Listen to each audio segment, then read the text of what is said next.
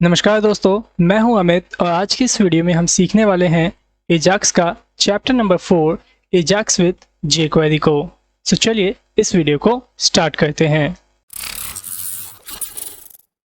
So students, last class के अंदर आपने एजाक्स को jQuery के साथ सीखा था और आज की इस वीडियो के अंदर हम jQuery के अंदर एजाक्स को सीखेंगे। अभी मैं आपको ये बता दूं कि जितना भी अभी तक आपने एजाक्स के अंदर सीखा है, एजाक्स का 90% आप सीख चुके हैं। एजाक्स के अंदर और ज़्यादा कुछ भी नहीं है। एजाक्स का जो यूज़ होता है सिर्फ और सिर्फ डेटा को निकालने के लिए और डेटा को सेंड करने के लिए किया जाता है। और रह गया जो बाकी का 10% का एजाक्स, उसे आप किसी भी सर्वर साइड लैंग्वेज के साथ ही सीखेंगे, तब जा कर के ही आपको एजाक्स सही से समझ में आ जाएगा। अभी ये समझ लीजिए कि ये जो एजाक्स का आपका लास्ट वीडियो होगा और जो एजाक्स हम सीखने वाले हैं आगे, उसे हम PHP के साथ सीखेंगे। ठीक है, सो चलिए अभी हम इस लास्ट चैप्टर को कंटेन कर लेते हैं विद jQuery। ओके, अभी देखिए जितना भी काम आपने जावास्क्रिप्ट से किया एजाक्स के अंदर, वही सारा काम आप jQuery के माध्यम से भी कर सकते हैं। लेकिन जो jQuery होती है उससे अगर आप एजाक्स करते हैं तो वो थोड़ा ईजी हो जाता है मोर देन जावास्क्रिप्ट। ओके, सो सबसे पहले मैं यहाँ पे क्या करूँगा, सिर्फ और सिर्फ एक यहाँ पे देखो एक data.txt की फाइल है, इसका एजाक्स मैं करने वाला हूँ। ओके, तो कैसे होगा चलिए ज़रा उसको देखते हैं। अभी देखिए मेरे यहाँ पे बॉडी में कुछ भी नहीं है, सिंपली पूरा ब्लैंक वेब पेज आपको यहाँ पे दिख रहा होगा। ओके, सो आप यहाँ कोडिंग में आ जाइए और इस कोडिंग के अंदर यहाँ बॉडी में मैं एक h1 टैग को स्टार्ट करता हूँ और यहाँ पे क्लोज करता हूँ। ओके, और इसी h1 टैग के अंदर हम data.txt का रिक्वेस्ट करने वाले हैं। ओके, तो चलिए स्क्रिप्ट टैग यहाँ पे ओपन कर लीजिए और इसके अंदर आपको jQuery का पहले CDN वगैरह इंसर्ट करना होगा। तो देखिए जैसा कि आप यहाँ देख पा रहे हैं, मैंने jQuery का जो CDN है इसको इंसर्ट कर रखा है यहाँ पे। ओके, ये देखिए jQuery 3.6.0 वर्जन का है और जो ये CDN है ये आपका गूगल का CDN है। ओके, मतलब गूगल वाला jQuery का CDN लिया हुआ है और यहाँ पे मैंने बूटस्ट्रैप का भी जो CDN है वो भी इंसर्ट कर रखा है। ओके, सो फिलहाल मैं यहाँ पे स्टार्ट करता हूँ jQuery की कोडिंग को। हम किस तरीके से स्टार्ट करते थे, क्या आपको याद है या फिर आप भूल गए? अगर भूल गए तो देखिए यहाँ पे कैसे करना है। सबसे पहले आपको यहाँ डॉलर देना है और उसके बाद आपको अपने डॉक्यूमेंट को चेक करना है कि हमारा जो ये पूरा डॉक्यूमेंट है ये रेडी हुआ या नहीं हुआ। सो मैं यहाँ पे क्या करता हूँ, डॉक्यूमेंट को इस तरीके से पहले राइट कर दूंगा, डॉक्यूमेंट डॉट रेडी फंक्शन को। ठीक है, इस तरह से। ठीक है, तो यहाँ पे आपको क्या करना होता है, सबसे पहले इसको राइट करना होता है डॉक्यूमेंट डॉट रेडी को, और फिर जब आपका डॉक्यूमेंट रेडी हो जाता है तो उसके बाद इसी रेडी के पैरेंथेसिस के अंदर हम अपना एक फंक्शन क्रिएट करते हैं। ठीक है, कुछ इस तरीके से। मतलब इसका मतलब क्या हो गया कि जब आपका डॉक्यूमेंट रेडी हो जाए तब ये फंक्शन आपका कॉल होने पाए। अगर मैं इसके अंदर अलर्ट को इस तरीके से राइट करूँगा तो ये अलर्ट आपका कब होगा, जब आपका डॉक्यूमेंट पूरी तरीके से रेडी हो चुका होगा। अगर मैं इसे सेव करके रन करूं तो देखिएगा यहाँ पे आपको अलर्ट देखने को मिलेगा, लेकिन यहाँ पे अभी देखिए अलर्ट देखने को नहीं मिला। देखते हैं हमने क्या गलती करी है। यहाँ पे कंसोल में आता हूँ और मैं यहाँ देखिए डॉक्यूमेंट की स्पेलिंग आई थिंक मैंने यहाँ पे गलत लिख दी है, DOC नहीं लगाया, देखिए यहाँ पे। ठीक है, तो मैं इसे सही कर लेता हूँ और सेव करके रन करता हूँ और अब टेस्ट करता हूँ। तो देखिए यहाँ पे आपका जो अलर्ट है वो वर्क करने लग गया।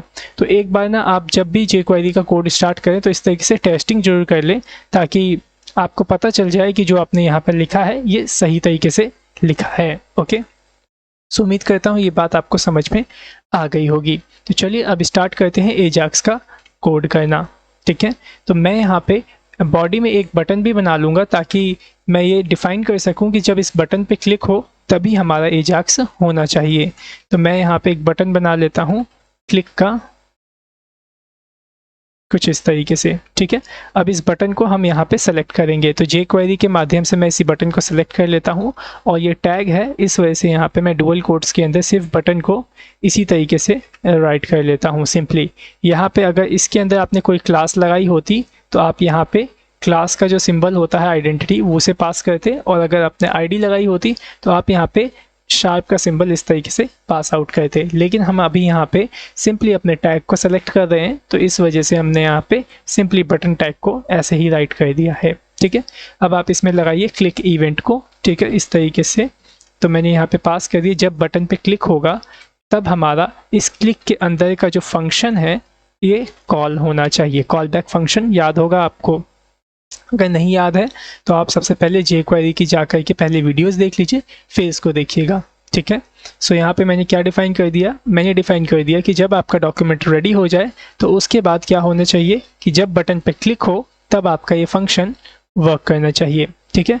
तो जैसे ही इस बटन पे क्लिक होगा वैसे ही हम एजाक्स रिक्वेस्ट करेंगे, ठीक है। यहाँ पे एजाक्स करने के लिए सिंपली आपको इस तरीके से डॉलर देना है और डॉट दे करके एजाक्स को इस तरीके से राइट करना है, और यहाँ पे एजाक्स का आपको फंक्शन मिलेगा कुछ इस तरीके से। तो एजाक्स फंक्शन को आपको यहाँ पे इसे कॉल करना है, और इसके अंदर आपको जो भी डेटा डालना है वो जेसन के फॉर्मेट में ही डालना होगा। जैसे कि आपको याद होगा जावास्क्रिप्ट के अंदर हम सबसे पहले ऑब्जेक्ट क्रिएट करते थे, और ऑब्जेक्ट के अंदर हम अपने रिक्वेस्ट को प्रिपेयर करते थे ताकि किस फाइल की रिक्वेस्ट हो, किस मेथड से रिक्वेस्ट हो। तो यहाँ पे भी हमें ये चीज़ डिफाइन करनी होगी, लेकिन जेसन के शब्दों में, ठीक है। तो ये एजाक्स फंक्शन के अंदर ही आपको इस तरीके से कर्ली ब्रैकेट्स को स्टार्ट करना है, और यहाँ पे आपको डिफाइन करना है कि आप जो रिक्वेस्ट करना चाहते हैं वह किस मेथड से रिक्वेस्ट करना चाहते हैं, गेट से करना चाहते हैं या फिर पोस्ट से। तो फिलहाल मैं यहाँ पे पोस्ट से करना चाहूँगा, तो आपको यहाँ पे क्या लिखना होगा, टाइप, ओके, टाइप प्रॉपर्टी यहाँ पे देना है, और इसके अंदर आप पास कर देंगे डुअल कोट्स के अंदर पोस्ट को, ठीक है। तो यहाँ पे देखिए जेसन के वैल्यू में, मतलब जेसन के फॉर्मेट में मैं अपने यहाँ पे डिफाइन कर रहा हूँ एजाक्स के मेथड को, कि जो हम एजाक्स करें उसका टाइप क्या हो, पोस्ट के मेथड से आपका एजाक्स होना चाहिए। उसके बाद हमें डिफाइन करना है कि किस फाइल की रिक्वेस्ट हो, तो उसके लिए आप यहाँ कॉमा पास करके URL प्रॉपर्टी को डालेंगे, और इसके अंदर आप डिफाइन करेंगे अपना URL का नाम, मतलब फाइल का नाम। तो हमें किस फाइल की रिक्वेस्ट करनी है, तो हमें रिक्वेस्ट करनी है data.txt फाइल की, ठीक है। इतना ही आपको सिंपली इसमें लिखना है, और ये बहुत ही इजी है। jQuery के अंदर एजाक्स है काफ़ी इजी है। देखिए हमने किया क्या, यहाँ पे ज़्यादा कुछ भी नहीं किया, सिंपली हमने एजाक्स फंक्शन स्टार्ट किया, और इसमें हम डिटेल्स दे रहे हैं कि हमें कौन से मेथड से एजाक्स हो और किस फाइल की आपको रिक्वेस्ट करनी है, ठीक है, वो हमने यहाँ पे डाल दिया है। इसके बाद आप देखिए आपको रिस्पॉन्स कैसे मिलेगा। इतना करने से आपका रिक्वेस्ट समझ लो चला जाएगा। अब रिस्पॉन्स लेने के लिए आपको सिंपली यहाँ पे कॉमा डालना है, और यहाँ पे आपको एक और प्रॉपर्टी एक्सेस करना है जिसका नाम है सक्सेस प्रॉपर्टी, ठीक है।